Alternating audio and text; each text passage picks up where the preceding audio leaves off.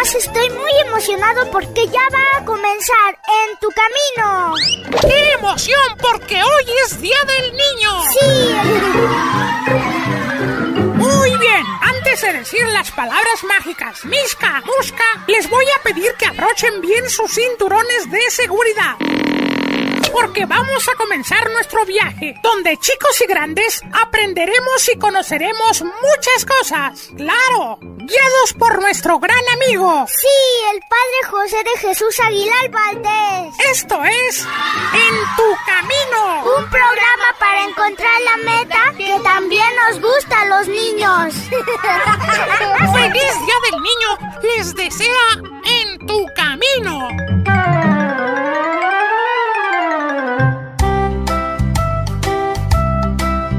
En una hermosa mañana de verano, los huevos que había empollado la mamá pata empezaban a romperse uno a uno. Los patitos fueron saliendo poquito a poquito, llenando de felicidad a los papás y a sus amigos. Estaban tan contentos que casi no se dieron cuenta de que un huevo, el más grande de todos, aún permanecía intacto. Todos, incluso los patitos recién nacidos, concentraron su atención en el huevo, a ver cuándo se rompería. Al cabo de algunos minutos, el huevo empezó a moverse. Y luego se pudo ver el pico, luego el cuerpo y las patas del sonriente pato. ¡Ah!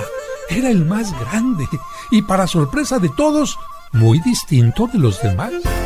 Y como era muy pero muy diferente, todos empezaron a llamarle el patito feo. La mamá pata, avergonzada por haber tenido un patito tan feo, le apartó con el ala mientras daba atención a los otros patitos. El pobre patito feo empezó a darse cuenta de que allí no le querían, y a medida que crecía, se ponía aún más feo y tenía que soportar las burlas de todos. Entonces, en la mañana siguiente, muy temprano, el patito decidió irse de aquella granja, triste y solo. El patito siguió un camino por el bosque hasta llegar a otra granja. Allí, una vieja granjera le recogió, le dio de comer y beber, y el patito creyó que había encontrado a alguien que le quería. Pero al cabo de algunos días, se dio cuenta de que la vieja era mala y solo quería engordarle para transformarlo en un suculento platillo.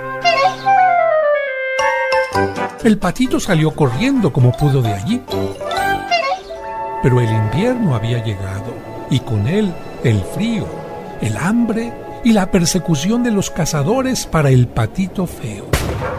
Todo aquel tiempo lo pasó muy mal, pero pudo sobrevivir hasta la llegada de la primavera. Los días pasaron a ser más calurosos y llenos de colores, y el patito empezó a animarse otra vez.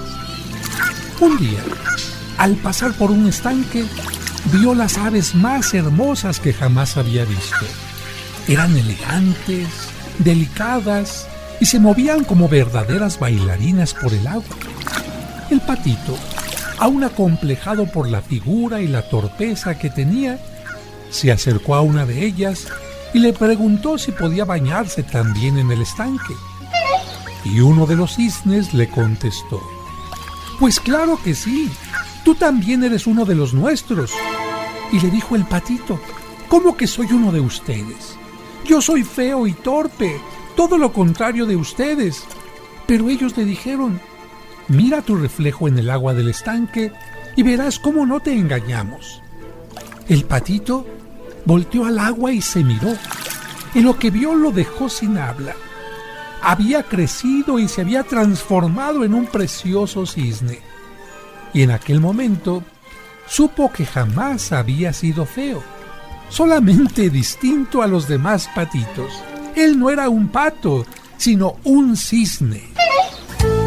Y así, nuestro amigo, el nuevo cisne, se unió a los demás y vivió feliz para siempre. El patito feo.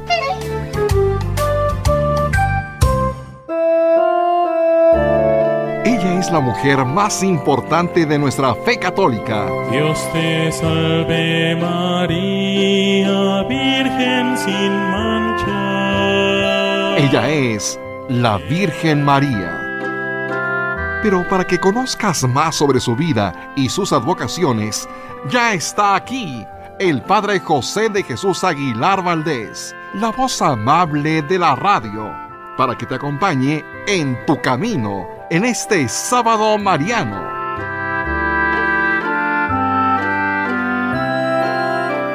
¿Qué tal, amigas, amigos? Muy buenas tardes en este Día del Niño y bienvenidos a este programa En Tu Camino que ustedes saben perfectamente bien transmitimos a través de esta gran cadena de Grupo Fórmula en la frecuencia 1470 de AM, en donde siempre estamos abriendo la conversación. Y hay que recordar que todos, definitivamente todos tenemos un niño dentro. Precisamente por eso Cristo nos dijo, hay que ser como los niños, porque los niños siempre quieren crecer. Y si tú eres una persona que siempre quieres crecer, transformarte, tienes metas, ilusiones, entonces estás cumpliendo lo que Cristo nos dijo. Estás siendo un niño o una niña, aunque el cuerpo vaya creciendo. Lo que importa es lo que hay dentro de ti, lo que se llama lo esencial. Así que felicidades a todos los niños, desde recién nacidos hasta 150 años.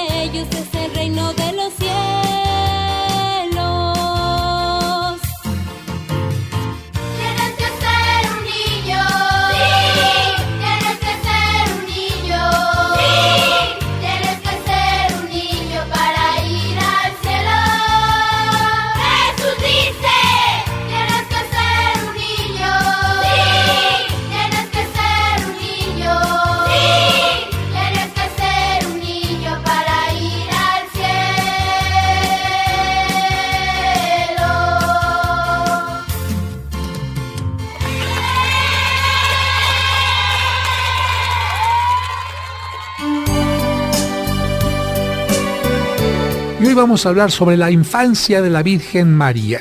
¿Qué sucedió con la Virgen María? Es cierto que ella fue presentada a los 3 años cuando era pequeñita. ¿Qué sucedió? Es cierto que fue a vivir al templo, como lo mencionan las escrituras. ¿Cómo se llamaba su papá y su mamá? ¿Cuántos hermanos tuvo?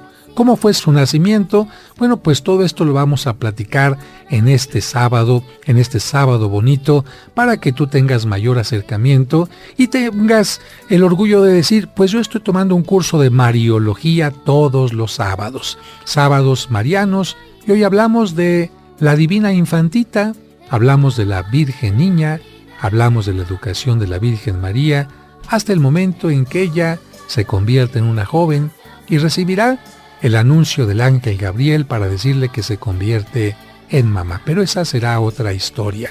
Por lo pronto nos vamos al corte y regresamos enseguida. No le cambie. Tienes que ser un niño. Sí. Tienes que ser un niño. Sí. Tienes que ser un niño para ir al cielo. Jesús dice, tienes que ser un niño. Sí. Tienes que ser. Hacemos una pausa y regresamos muy rápido para seguir escuchando este sábado mariano de En tu camino. Como un servicio para ti que por enfermedad o causas ajenas a tu voluntad no te permiten asistir a la misa dominical en tu comunidad, Grupo Fórmula transmite para ti la Santa Misa. Que el Señor esté con ustedes. Y con tu espíritu. Proclamación del Santo Evangelio. La Santa Misa, todos los domingos a las 2 de la tarde por 1470 AM. En tu camino, un programa para encontrar la meta. En tu camino, un programa para encontrar la meta. Ya estamos de regreso para escuchar El sábado mariano de En tu camino.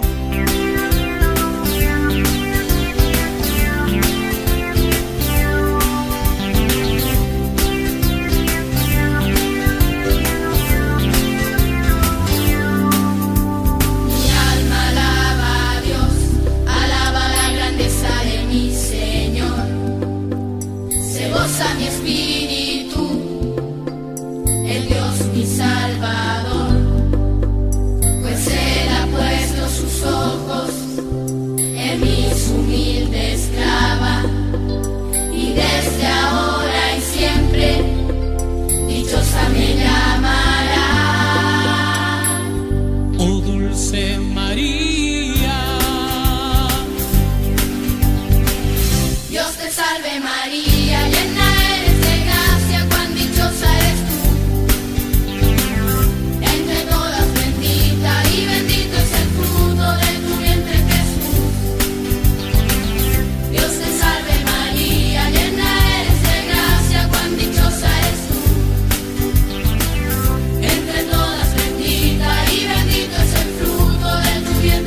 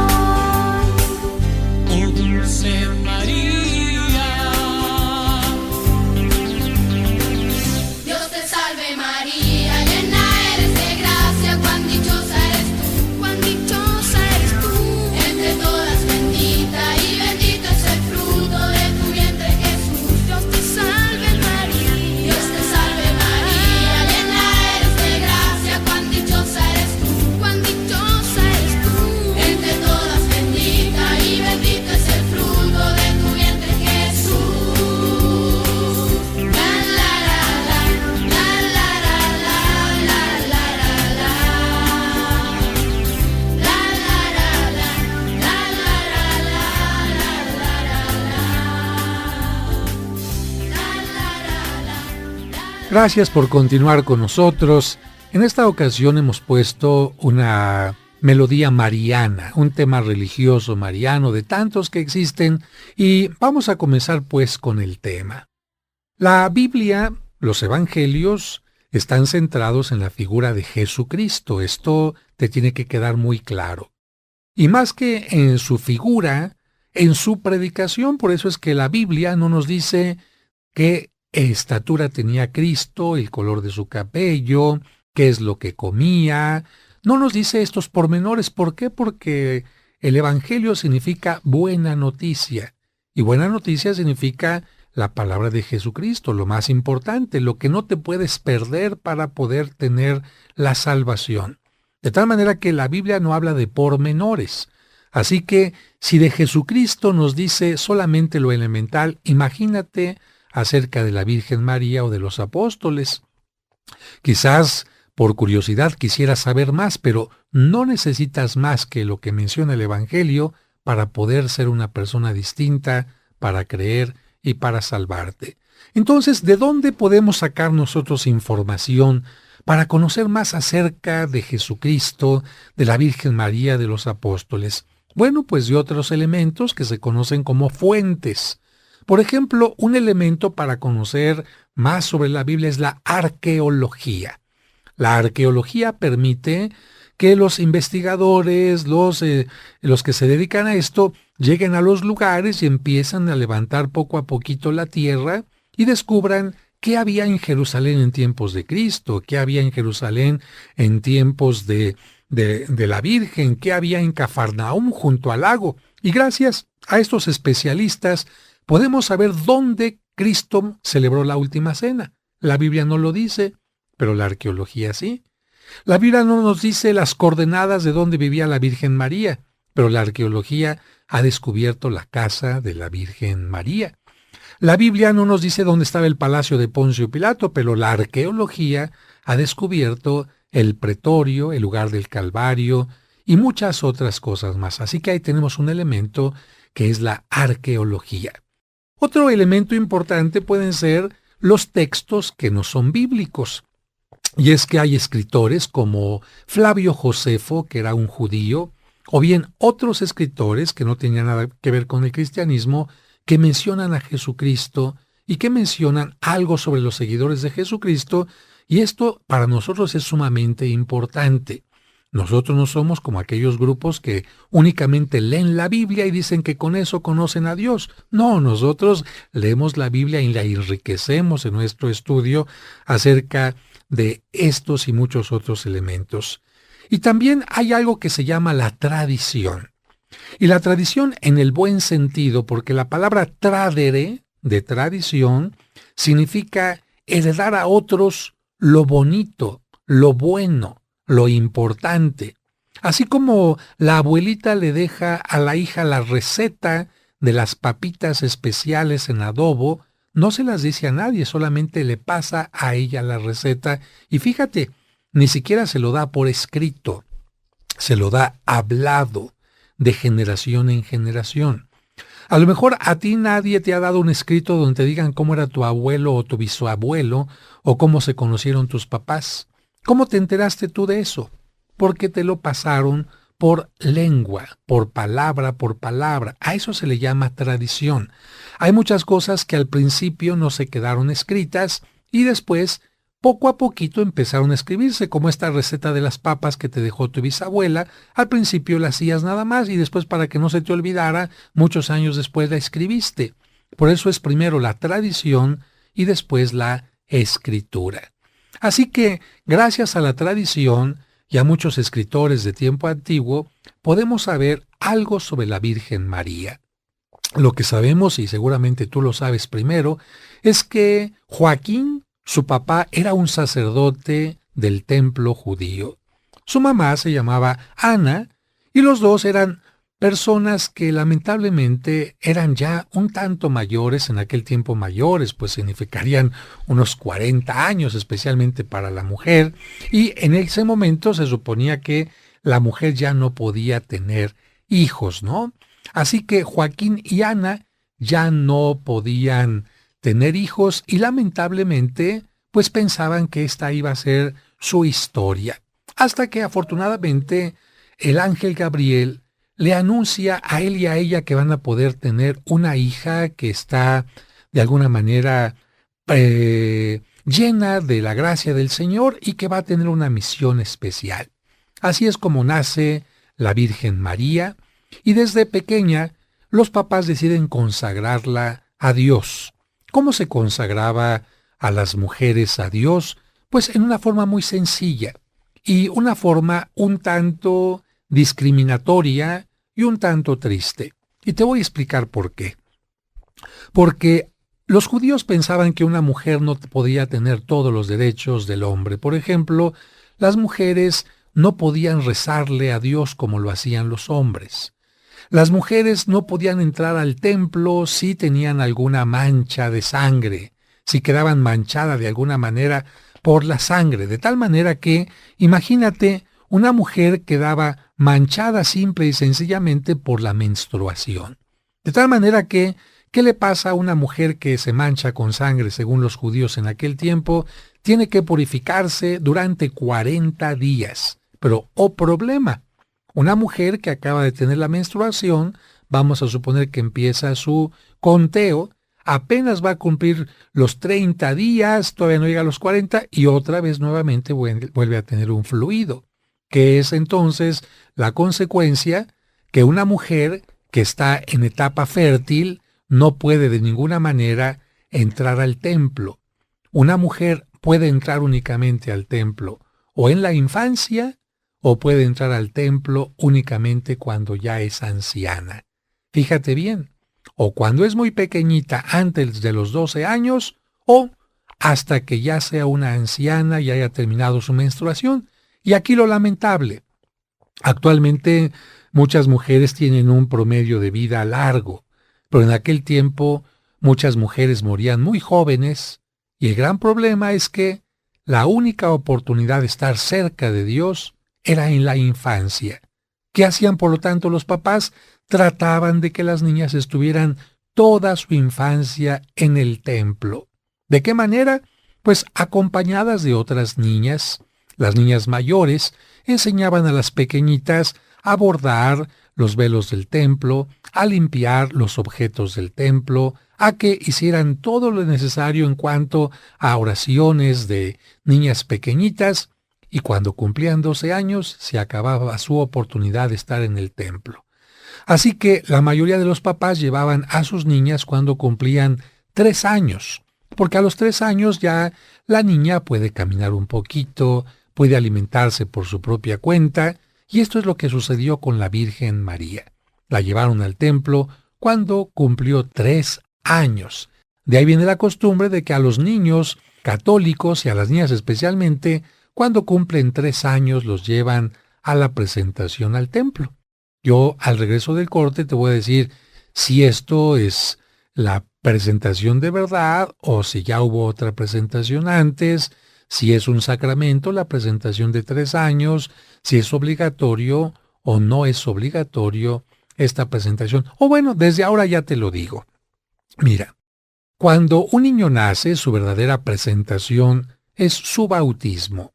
De tal manera que aquí ya no hay diferencia entre judíos y no judíos, como en aquel tiempo las mujeres, ¿no? Al templo y a los niños no se les hace esa celebración porque ellos sí pueden entrar cuantas veces quieran al templo, ¿no? Para el cristiano, niños y niñas son iguales y su primera presentación ante Dios es cuando son llevados a bautizar. Pero ahora sí, al regreso del corte, te diré cómo fue la presentación de la Virgen María cuando cumplió 3 años. No le cambies. Hoy es Día del Niño. Quiero que reciban una felicitación con mucho cariño de parte del Padre José de Jesús y de todo el equipo de En Tu Camino. Estás escuchando En Tu Camino, un programa que también nos encanta a las niñas y a los niños.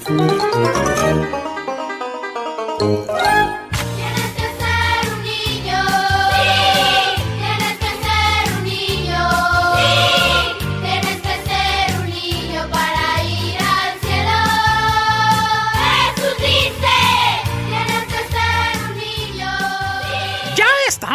regreso para escuchar el sábado mariano de En tu camino. Muchas gracias por continuar con nosotros en este programa sabatino dedicado a la Virgen María. ¿Y qué crees que tengo aquí de invitados llegando aquí a la mitad del programa y los recibimos con mucho gusto? David Chávez y Zaide Solís. ¿Qué tal, muchachos? ¿Cómo están? Hola a todos. ¿Qué tal? Ahorita los voy a poner a parir chayote. No es cierto. Es un dicho, pero estamos hablando de la infancia de la Virgen María. Y entonces aquí habría algunas preguntas, a lo mejor para que ustedes sepan o no sepan. Ya hablamos en la primera parte. A ver, David, ¿cómo se llamaron los papás de la Virgen María? Los papás de la Virgen María se llamaban Joaquín y Ana. Muy bien, ¿y sus hermanas? Sus hermanas, eso sí no sé, padre. Bueno, pues no tuvieron hermanas, no tuvo la Virgen María hermanas, así que... Por eso le digo, no sé cómo se llaman porque no tenía. Muy bien, a ver, Zaide, ¿tú te acuerdas en qué lugar vivían los papás de la Virgen María y dónde pasó la infancia la Virgen María? No, padre, me daría mucho gusto si usted me puede comentar. No, es muy fácil, se empieza con N. En Nazaret. Efectivamente. De hecho, San José había nacido en Belén. Por eso nos dice la Biblia que cuando hay que registrarse, hacer el censo, José tiene que ir a su lugar de nacimiento. Pero la Virgen vivía en Nazaret y José se había ido a vivir a Nazaret juntamente con la Virgen María. Ahí creció el niño Jesús, ahí estuvo el taller de Jesucristo y por eso a María se le conoce como María de Nazaret. Y estábamos diciendo antes de irnos al corte que la Biblia menciona que a las niñas judías se les tiene que presentar al templo a los 40 días los niños después del nacimiento y a los 80 días, ¿verdad?, las niñas, porque se consideraba que si una persona tenía un hijo dentro del mundo judío era una especie de bendición y el tener una hija una especie de, no maldición, pero sí media bendición. Así que a las niñas se les discriminaba. Pero cuando cumplían 3 años, entonces los judíos acostumbraban llevar a las niñas únicamente a la presentación del templo. ¿Y tú sabes dónde se puede encontrar esta información, David? ¿Alguna vez has leído? No, solo la información que de pronto, se transmite por sacerdotes como usted o por los medios informativos de la iglesia, pero no he leído otro medio que tenga la información tal cual. Bueno, fíjate que la información es, como hemos dicho al principio, se viene de tradición en tradición, se va pasando de generación en generación. Sin embargo, una parte de la tradición quedó en un libro, que es un evangelio que se llama el Protoevangelio de Santiago. Este no es un libro que está en la Biblia, es un libro que se escribió en el siglo II después de Cristo y que toma la tradición. Y este libro cuenta algo muy interesante.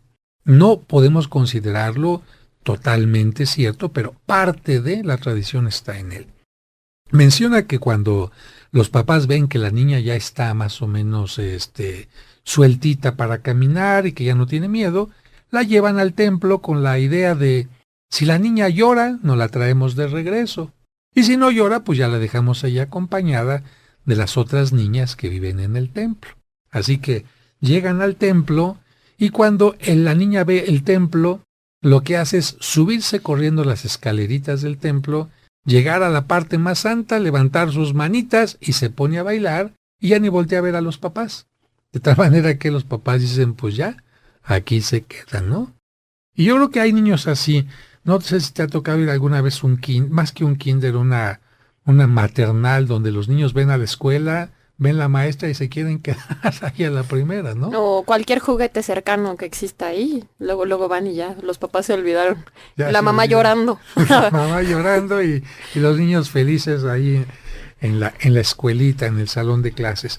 Bueno, pues a partir de que se queda la Virgen en aquel lugar, la mamá tiene que ir todos los días, como todas las demás mamás, a alimentarla y a educarla en lo que se refería a la palabra de Dios. Por eso hay pinturas como la de Esteban Murillo y otras más que presentan este momento de la presentación al templo de la Virgen María, o cuando Santana tiene a la Virgen en el regazo y le está enseñando la Sagrada Escritura.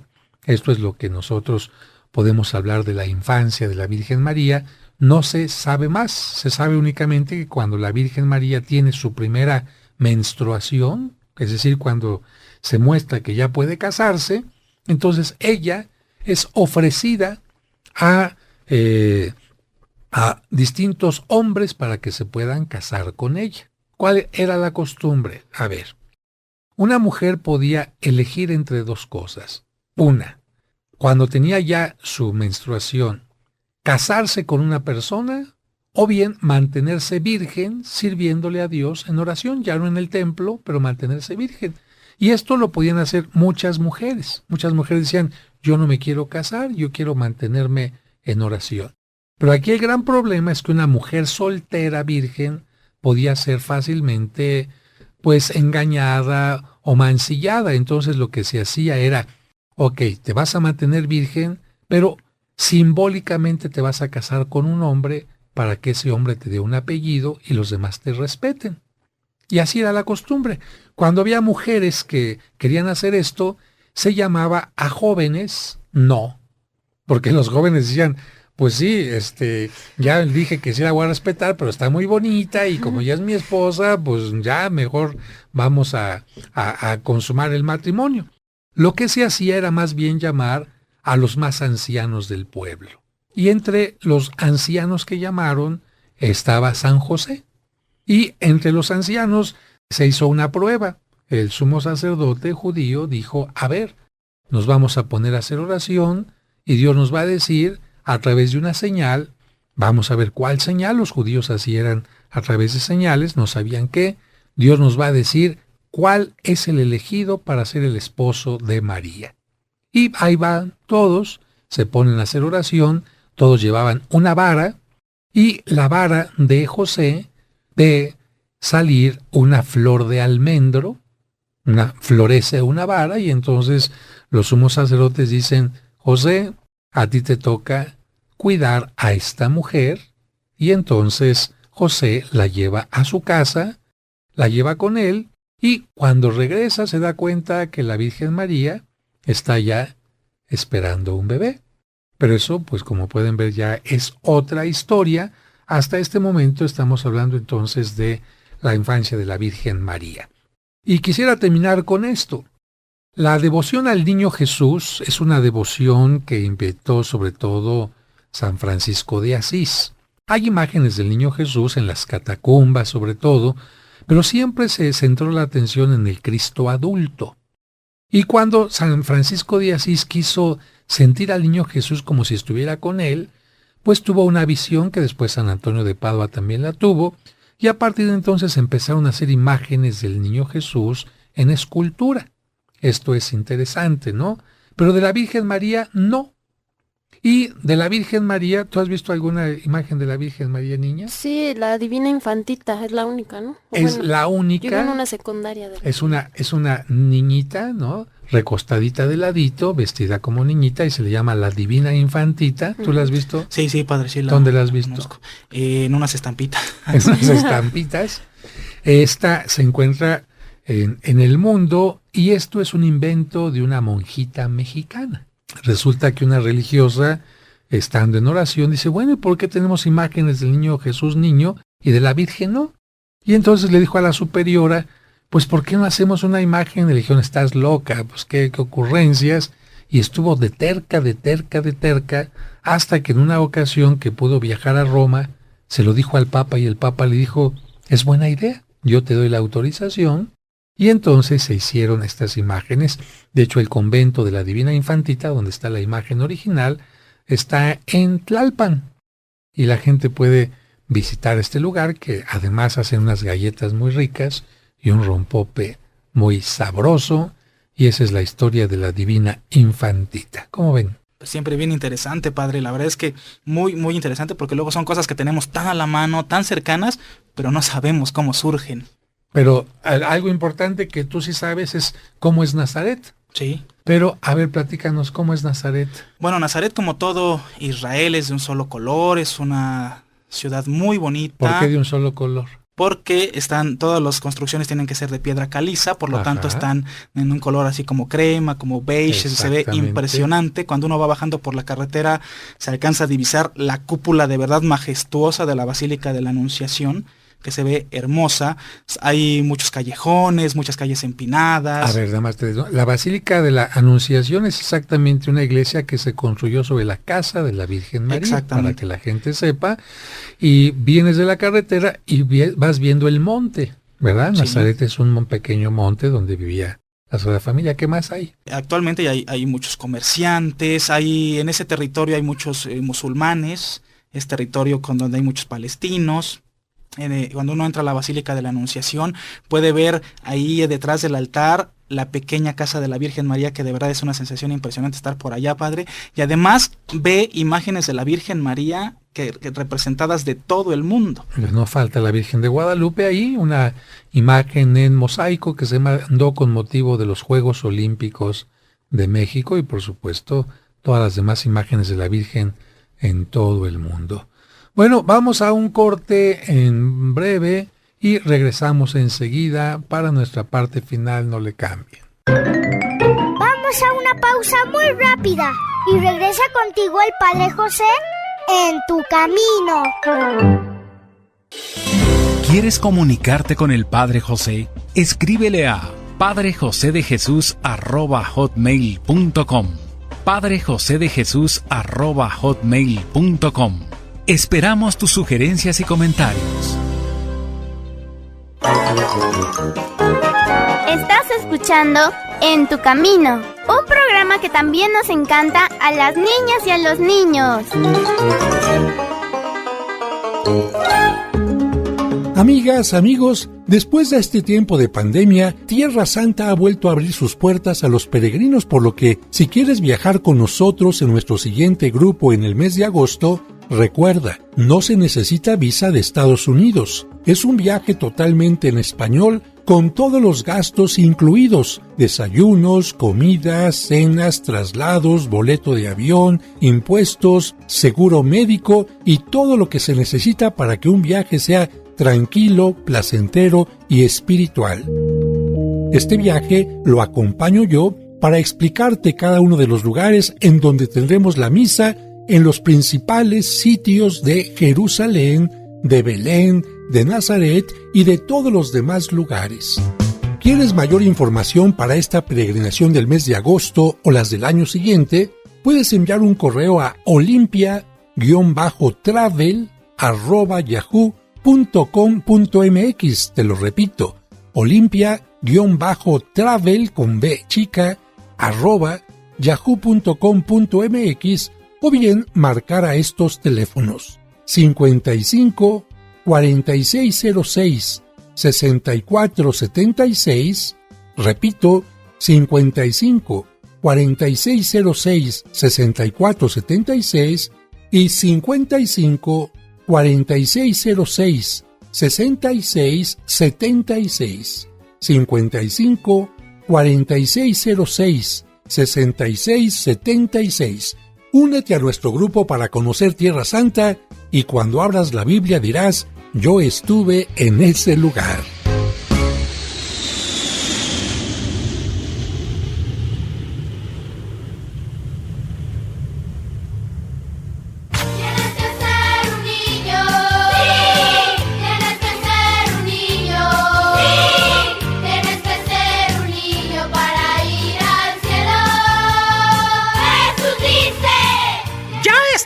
Regreso para escuchar el Sábado Mariano de En Tu Camino. Muchas gracias por continuar con nosotros. Entonces, Nazaret, a ver, David, y le pregunto a David porque, pues como él tiene su grupo de viajes que viaja a Tierra Santa, ¿a qué distancia está Nazaret de Belén? Más o menos, ¿cuántos recorridos hizo la Virgen María embarazada? Ahora lo hacemos en autobús en las peregrinaciones, padre, pero imagínense en ese tiempo tuvieron que recorrer más de 150 kilómetros. Efectivamente. Ya de Belén a Jerusalén son 8 o 9 kilómetros, está muy cerquito. Uh-huh.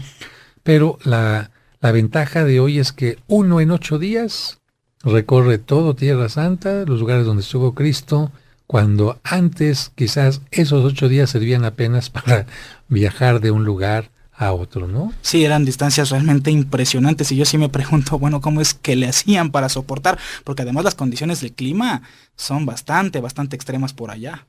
Y la gente caminaba mucho. Cuando fueron a Caná, que está muy cerca, la boda donde Cristo convirtió el agua en vino, pues caminaron.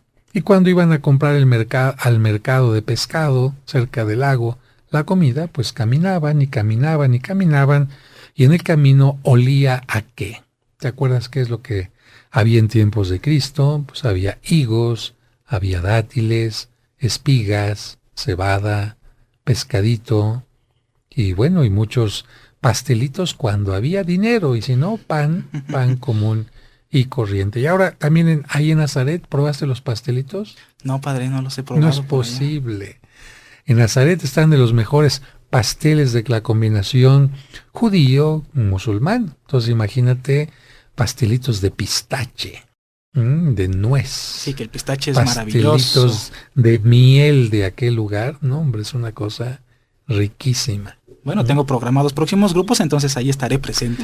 Y mucha también actualmente unas granadas que allá son del tamaño de un melón. Son granadas gigantescas, hay exprimidores como nuestros naranjas de granadas, las cortan a la mitad y de una mitad te sale casi 1 litro de jugo. Imagínate, riquísimo, sabrosísimo el jugo de granada. Lo único malo es que suelta un poquito y algunos peregrinos que no sabían esto se echan 2 litros y después, padre, ¿dónde hay baño? ¿Dónde hay baño? Bueno, pues se nos está terminando el tiempo de este programa. Muchísimas gracias. Mañana tenemos el programa dominical y hoy vamos a terminar con musiquita sabrosa dedicada a la Virgen María, como siempre, y con la oración. Que Dios los bendiga, Zaide. Un gusto estar con ustedes. Y mañana nos escuchamos, David. Gracias por el favor de su atención. Que tengan una excelente semana. Y Sergio Enríquez. Que Dios los bendiga. Hasta mañana en Tu Camino.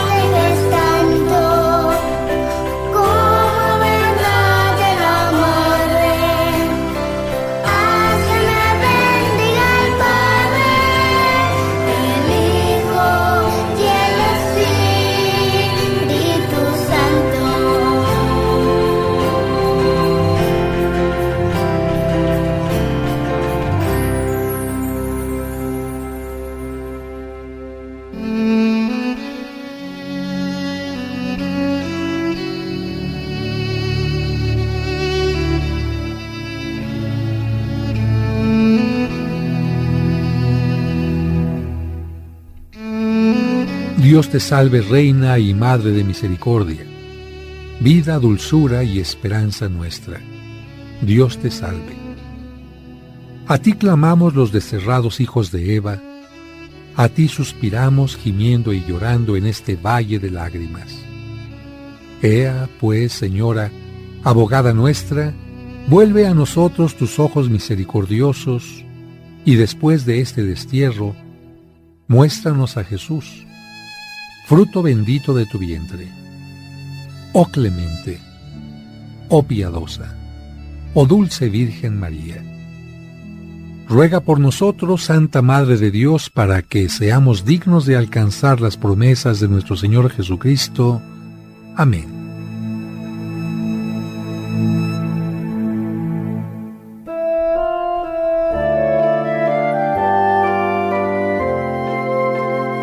Dios te salve María, Virgen sin mancha, llena eres de gracia y Dios está en ti. Eres tú la bendita entre las mujeres y bendito tu vientre, Madre de Dios. Ruega siempre, Señora, hoy te rogamos, los pecadores que en ti confiamos, y que en la hora de nuestra muerte nos acompañe tu bendición.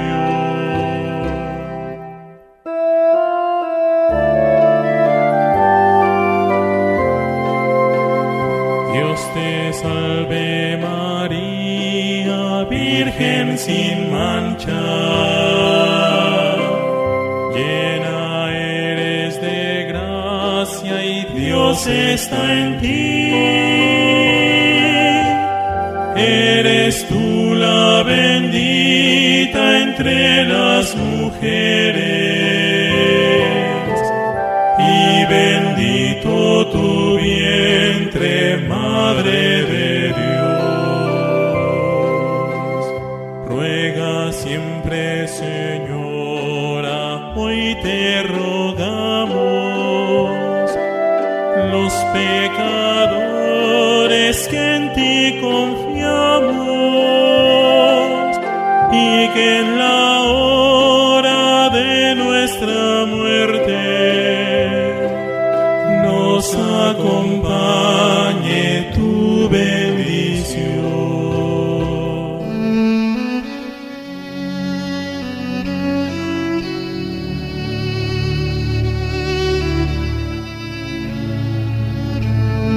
Señor, te damos gracias por habernos dado estos hijos.